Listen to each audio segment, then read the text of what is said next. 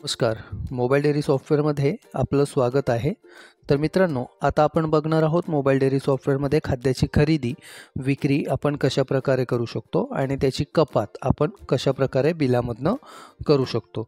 तर सर्वात आधी आपल्याला मेन पेजवरती यायचं आहे. तर मेन पेजवरती आपल्याला खाद्य या ऑप्शनमध्ये यायचं आहे. खाद्य या ऑप्शनमध्ये आल्यानंतर आपल्याला 3 डॉटवरती क्लिक करायचं आहे.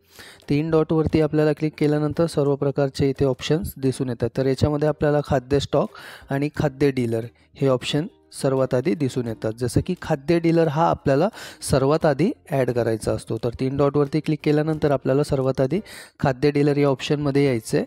खाद्य डीलर या ऑप्शनमध्ये आल्यानंतर आपल्याला प्लस बटनावरती क्लिक करायचं आहे. तर इथे आपल्याला सर्व माहिती भरायची असते. जसं की खाद्य डीलरला कोड तुम्ही काय देणार आहात, खाद्य डीलरचं नाव आपल्याला इथे टाकायचं असतं. इथे मोबाईल नंबर आपल्याला टाकायचा असतो. तर आपण खाद्य डीलरचा मोबाईल नंबर पण इथे टाकू शकतो. इथे पत्ता आपल्याला टाकायचा आहे, गाव, तालुका, जिल्हा आणि अधिक माहिती. ही सर्व माहिती भरल्यानंतर आपल्याला स्थिती चालू करून याला सेव्ह करून घ्यायचं आहे. तर सेव्ह केल्यानंतर तुम्ही बघू शकता 1 नंबरचा खाद्य डीलर आपला ॲड झालेला आहे. तर अशा प्रकारे आपण खाद्य डीलर सर्वप्रथम ॲड करू शकतो. आणि खाद्य डीलर ॲड केल्यानंतर आपल्याला खाद्यामध्ये आल्यानंतर 3 डॉटवरती क्लिक करायचं आहे. तर खाद्य स्टॉक या ऑप्शनवरती आपल्याला क्लिक करायचं आहे. तर खाद्य स्टॉकमध्ये आल्यानंतर आपल्याला प्लस बटनावरती क्लिक करायचं आहे. प्लस बटनावरती क्लिक केल्यानंतर इथे आपल्याला डीलरचा कोड विचारत आहे. तर 1 नंबर कोड मी इथे टाकलेला आहे. तर तुम्ही तुमच्या पद्धतीनं कुठलाही कोड डीलरला देऊन जेव्हा खाद्य तुम्ही ॲड करतात स्टॉकमध्ये, तर इथे आपल्याला तो कोड इथे टाकायचा आहे. तर कोड टाकल्यानंतर इथे नाव निवडण्यासाठी टॅप करा.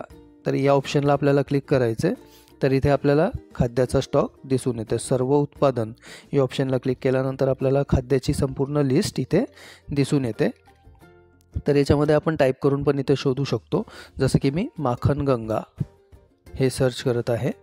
तर तुम्ही बघू शकता माखन गंगा इथे आलेलं आहे. तर मी माखन गंगा तुम्हाला स्टॉकमध्ये ॲड करून दाखवणार आहे. तर माखन गंगा मी सिलेक्ट केलेलं आहे. त्यानंतर इथे तारीख घ्यायची आहे. जसं की आपल्याला कुठल्या तारखेला खाद्य ॲड करून घ्यायचं आहे. तर मी हे खाद्य 1 मे 2025 मध्ये ॲड केलेलं आहे. तर मी 1 मेची इथे तारीख घेतलेली आहे. तर आपल्या पद्धतीने आपण कुठलीही एक तारीख किंवा चालू तारखेमध्ये पण हे खाद्य भरू शकतो. तर मी 1 मे 2025 ही तारीख इथे घेतलेली आहे. त्याच्यानंतर संख्या, तुम्ही किती बॅगा त्या स्टॉकमध्ये भरणार आहात. जसं की तुमच्याकडे 50 बॅगा आल्या असतील तर 50 बॅगा किंवा 100 बॅगा असतील तर 100 बॅगा आपण आपल्या पद्धतीने इथे संख्या ॲड करू शकतो. तर मी 50 बॅगा इथे ॲड करत आहे. खरेदी दर जो काही असेल आपल्या पद्धतीने आपण टाकू शकतो. जसं की मी 1500 रुपये खरेदी दर टाकणार आहे आणि 1550 रुपये विक्री दर हा ठेवणार आहे. आणि रक्कम दिली म्हणजे या डीलरकडनं मी खाद्य घेताना यांना काही रक्कम दिलेली आहे का. जसं की माझं खाद्य झालेलं आहे 75,000चं. तर मी यांना काही रक्कम जर का दिलेली असेल 1000, 2000, 5000, तर मी इथे ती रक्कम टाकू शकतो. जर का नसेल दिलेली तर इथे आपल्याला 0 टाईप करून याला अशा प्रकारे सेव्ह करायचं आहे. तर सेव्ह केल्यानंतर तुम्ही बघू शकता आपलं खाद्य स्टॉक ॲड झालेला आहे खाद्य स्टॉकमध्ये. तर माखन गंगा संख्या 50 आणि खरेदी दर 1500, विक्री दर 1550 असं आपण खाद्य इथे भरलेलं आहे. तर आता आपण बघणार आहोत की आपण हे खाद्य कस्टमरला कशाप्रकारे विकू शकतो. तर इथे आपल्याला खाद्याच्या मेन पेजवरती आल्यानंतर सरळ प्लस बटनावरती क्लिक करायचं आहे. प्लस बटनावरती क्लिक केल्यानंतर कुठल्या नंबरला आपण खाद्य विकणार आहोत. जसं की मी 1 नंबर कोड इथे टाकत आहे. म्हणजे हे जे खाद्य आहे मी 1 नंबरच्या कोडला विकणार आहे. तर इथे मी 1 नंबर कोड टाकलेला आहे. आणि कुठल्या तारखेला मला यांना खाद्य ॲड करायचं आहे. तर मागच्या महिन्याच्या म्हणजे मे महिन्याच्या 6 तारखेला मी यांना हे खाद्य दिलेलं होतं. तर अशा प्रकारे आपण इथे डेट सिलेक्ट करू शकतो. डेट सिलेक्ट केल्यानंतर निवडण्यासाठी येथे टॅप करा. याला क्लिक केल्यानंतर आपण जेवढं पण खाद्य स्टॉकमध्ये भरलेलं आहे इथे आपल्याला दिसून येतं. तर इथे बघा माखन गंगा आलेलं आहे आणि विक्री दर आलेला आहे. तर माखन गंगा सिलेक्ट करायचं आहे किंवा जे काही खाद्य असेल ते सिलेक्ट करायचं आहे स्टॉकमधनं. सिलेक्ट केल्यानंतर इथे आपल्याला रक्कम दिसून येते म्हणजे दर दिसून येतो खाद्याचा. तर आपल्याला कुठल्या कस्टमरला जर का आपल्या पद्धतीने कमी किंवा जास्त दर द्यायचा आहे तर आपण हे इथे ॲडेड पण करू शकतो. म्हणजे आपला जर का कुठे जवळचा कस्टमर असेल तर आपल्याला समजा त्यांना कमी पैशांमध्ये खाद्य द्यायचं आहे तर आपण इथे ती रक्कम ॲडजस्ट करू शकतो. तर रक्कम ॲडजस्ट केल्यानंतर आपल्याला इथे पावती क्रमांक टाकायचा असतो.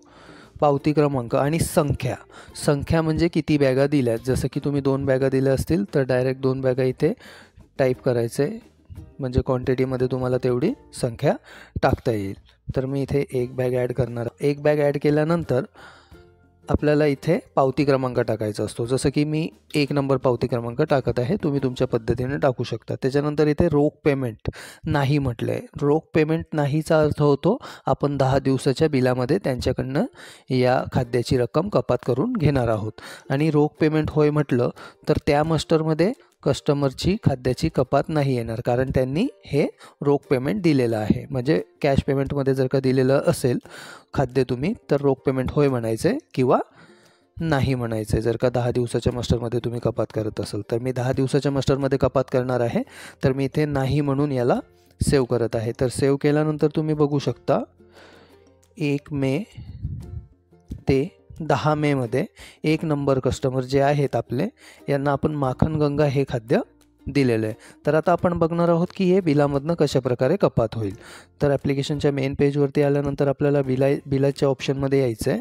बिलमध्ये आल्यानंतर आपल्याला नवीन बिल बनवामध्ये यायचं आहे. तर नवीन बिल बनवामध्ये आल्यानंतर आपल्याला इकडे 1 मे ते 10 मेचे बिलं इथे दिसून येत आहे. तर 1 नंबरच्या कस्टमरला आपण खाद्य विकलेलं होतं. तर 1 नंबरचं बिल मी ओपन करून तुम्हाला दाखवणार आहे.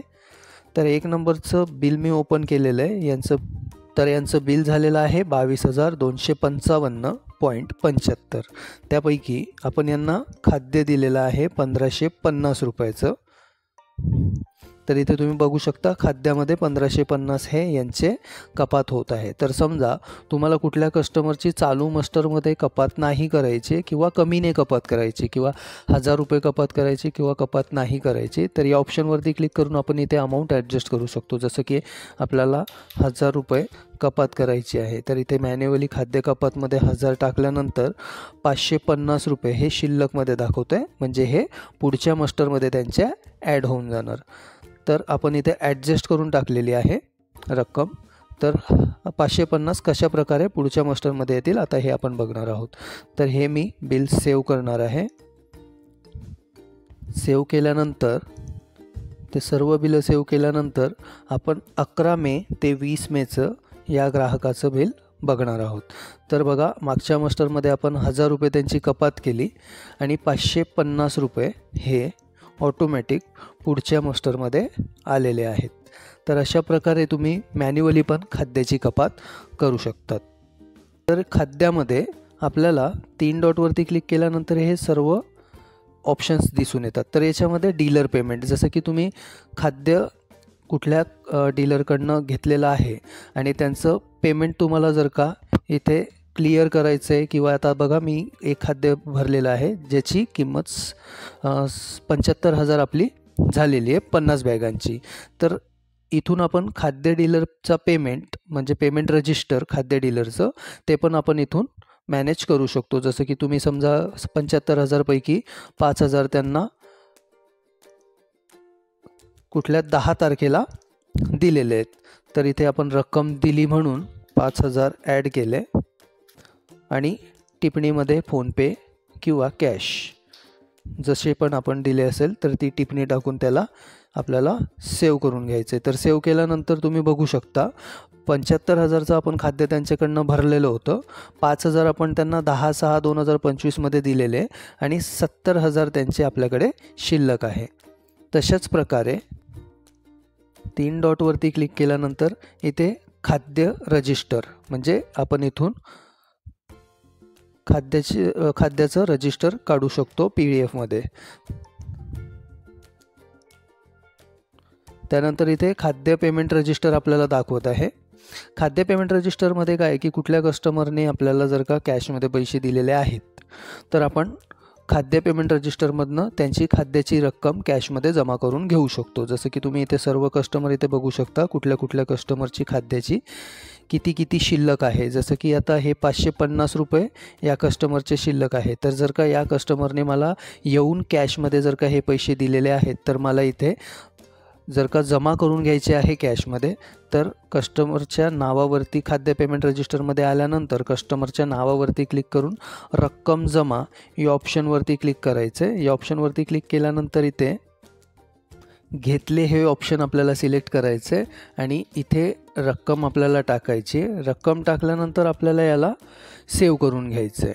तर टिप्पणी टाकायची. टिप्पणी जे काही तुम्ही कॅशमध्ये घेतली असेल, फोनपे किंवा जसे काही तुम्ही घेतले असतील, तर ही टिप्पणी वगैरे टाकून आपल्याला याला सेव्ह करायचं आहे. तर सेव्ह केल्यानंतर तुम्ही बघू शकता या कस्टमरची जी 550 शिल्लक होती ती मी कॅशमध्ये 17/6/2025ला जमा करून घेतली आहे. तर एकूण शिल्लक यांची इथे 0 झालेली आहे. तर अशा प्रकारे आपण खाद्यामध्ये येऊन खाद्य ॲड करून कस्टमरच्या बिलामध्ये पण कपात करू शकतो आणि कॅश पेमेंटमध्ये जर का आपल्याला कपात करून घ्यायची आहे किंवा रक्कम जमा करून घ्यायची आहे तर ते पण आपण करू शकतो. मोबाईल डेअरी सॉफ्टवेअर डाउनलोड करण्यासाठी व्हिडिओच्या खाली डिस्क्रिप्शनमध्ये जाऊन लिंकवरती क्लिक करून आपण मोबाईल डेअरी सॉफ्टवेअर डाउनलोड करू शकतो. धन्यवाद.